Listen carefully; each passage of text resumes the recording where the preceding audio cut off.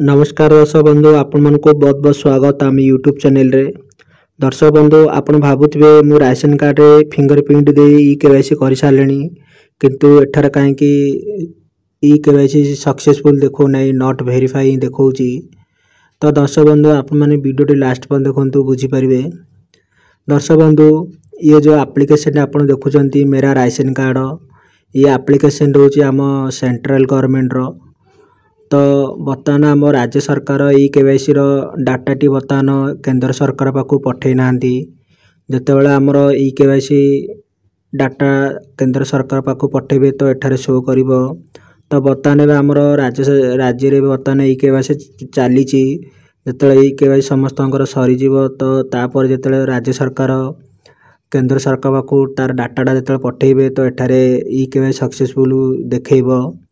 तो आउ किछि दिन अपेक्षा करंतु एठारे आपण मन को ई केवाईसी सक्सेसफुल देखैबो। आउ किछि दिन अपेक्षा कला परे जेतेबेले आम राज्य रे ई केवाईसी कंप्लीट हे जिवो तो तापरे एठारा समस्तंकर ई केवाईसी सक्सेसफुल देखैबो।